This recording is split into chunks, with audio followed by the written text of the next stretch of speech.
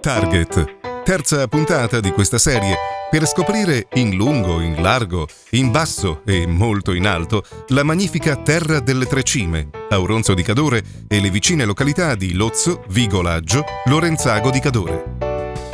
Terra insuperabile per godere di panorami sconfinati ed unici al mondo, assieme ad una natura che sbalordisce, fragile ed esplosiva al tempo stesso. E il modo migliore per farlo è certamente con i propri mezzi fisici, ognuno secondo le sue possibilità. Placide passeggiate, trekking, corsa, anche con quel tocco di sano agonismo per i più preparati in occasione dei molti eventi sportivi organizzati durante l'estate, alcuni davvero prestigiosi.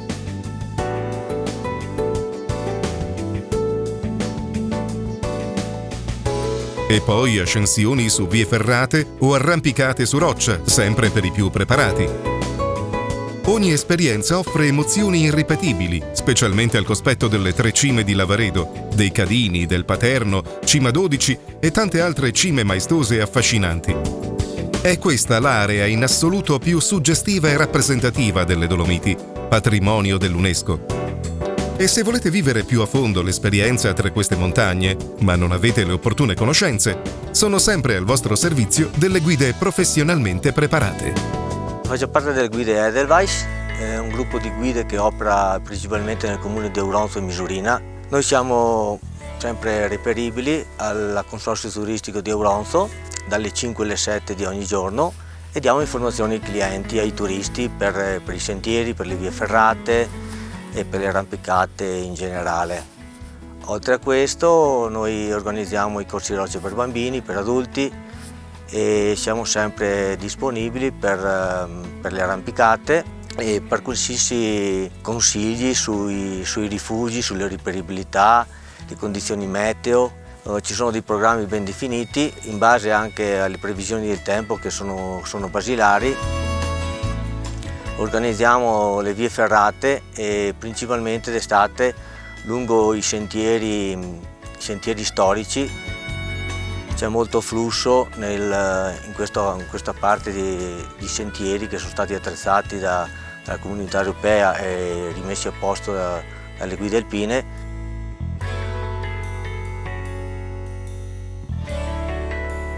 Facciamo inoltre dei corsi di arrampicata. La nostra attività primaria si svolge principalmente nel comune di Auronzo e Misurina, sui Cadini e sulle Tre Cime, perché sono le montagne più importanti sia del comune di Auronzo e le montagne più belle del mondo.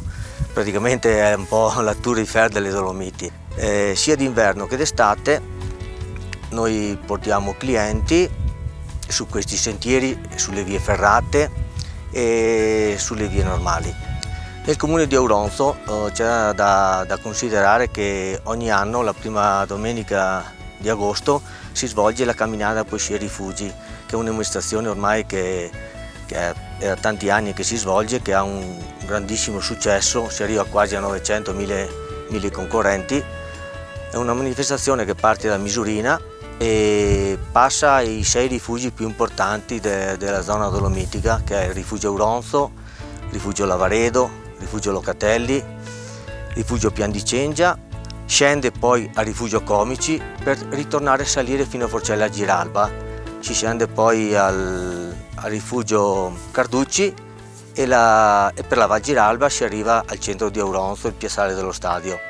Un'altra manifestazione importante nel comune di Auronzo che si svolge nel mese di settembre è la Misurina Sky Marathon, circa 42 km e 3.000 metri di dislivello. E questa si svolge nel tutto il comune di Auronzo, Cadini e Misurina, che è un scenario veramente splendido sotto tutti i punti di vista.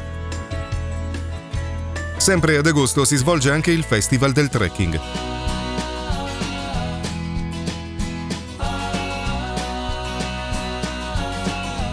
Tanta energia richiede un momento di ristoro per il corpo e delizia per il palato, sempre in contatto con una natura generosa, anche quando si tratta di offrirci erbe selvatiche, fiori, radici, quali ingredienti unici per piatti unici, nei sapori e nella semplicità di antiche ricette montanare.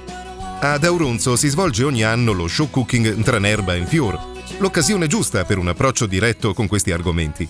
E nei diversi ristoranti tipici e agriturismo del circondario si può vivere un'esperienza del gusto in ogni dettaglio, come al Cortes Ranch di Palus San Marco.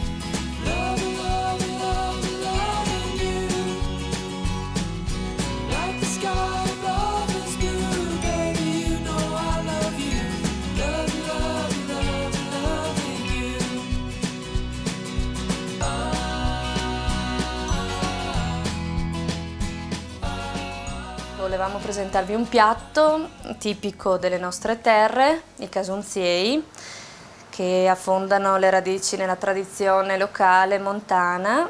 Ovviamente, come vedete, sono tutti ingredienti della tradizione povera e reperibili tutti in loco, quindi raccolti dai prati oppure prodotti nelle nostre orti e nelle nostre stalle. I casunziei come base hanno come ingrediente principale hanno appunto le erbe di prato. Io ne uso 5-6 delle erbe eduli. C'è ovviamente l'ortica dal sapore molto ruvido e amarotico, il bonus enrico o grassola, che è molto ricco di pectina, ha un sapore rotondo e morbido simile allo spinacio, ovviamente molto più ricco perché cresce in terra montana. Poi abbiamo, diciamo, la dotta, che è sempre dal sapore delicato, lo scioppetto, il silene, delicatissimo anche quello, e poi altri 2-3 tipi che io a volte uso, come il tarassaco, il pedejal, la lingua de bo. Come altri ingredienti nel ripieno abbiamo la cipolla, le patate e dell'uso dello specco o della pendola. L'impasto è un impasto semplice con poche uova, la farina e il latte, tipico di montagna. Come condimento, infine, viene utilizzata la ricotta affumicata. Noi usiamo anche il parmigiano, il burro di casa e i semi di papavero. Allora, l'impasto viene preparato 1-2 ore prima, viene lasciato riposare sotto un panno umido solitamente, mentre il ripieno, dopo essere stata rosolata la cipolla, viene fatto andare lentamente insieme alle erbette già sbollentate con tempi di cottura differenti e insaporito con l'aggiunta appunto della carne salata, la pendola o lo speck. Alla fine viene creato questo impasto compatto con le patate lessate e schiacciate. A questo punto sbollentiamo i ravioli, li cuciniamo un minutino, 1 minuto e mezzo, in acqua bollente salata.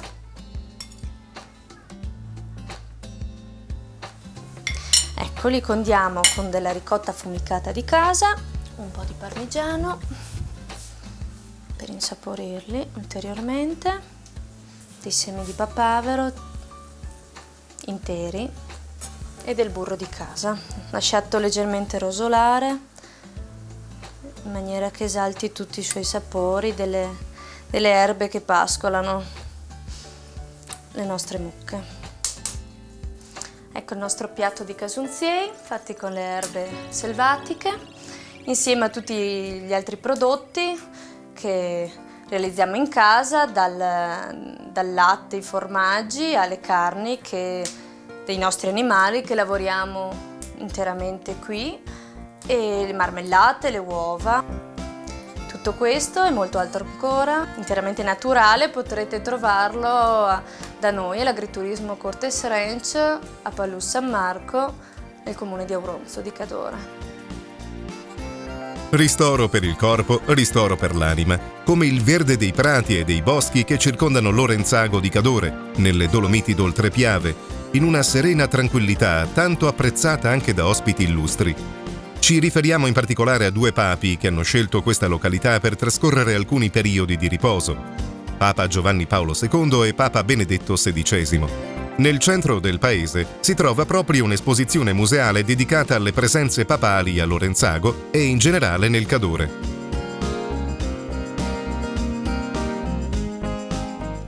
Oltre al bel panorama e a molte altre cose, a Lorenzago possiamo visitare il museo dedicato alle presenze dei papi in Cadore nelle Dolomiti. Questo museo è nato nel 2005 e è nato perché a Lorenzago sono stati in vacanza, sono stati ospiti San Giovanni Paolo II per 6 volte e Papa Benedetto XVI per una volta nel 2007. Questo museo, dicevo, è nato nel 2005, anno della morte di San Giovanni Paolo II, e è nato perché un gruppo di giovani volontari ha voluto realizzare qualcosa di tangibile per dimostrare questa presenza papale a Lorenzago e in tutto il Cadore. La cosa fondamentale che c'è in questo museo è la veste appartenuta a San Giovanni Paolo II e donataci direttamente dal suo segretario particolare appunto nel 2005. Poi in questo museo ci sono tanti altri oggetti, i bastoni delle passeggiate, un bicchiere che il Papa ha usato in una delle gite ed altre cose che hanno donato al Papa in giro per il mondo.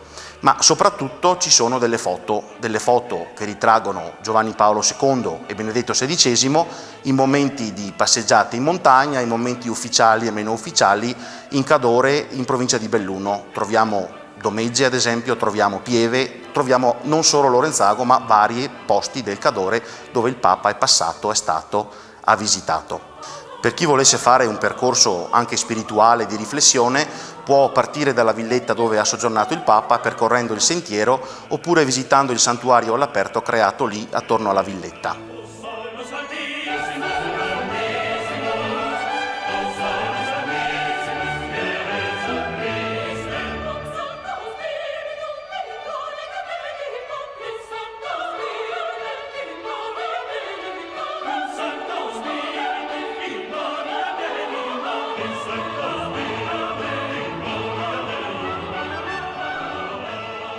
E così termina anche questa puntata dedicata alla Terra delle Tre Cime. Mi raccomando, arrivederci alla prossima!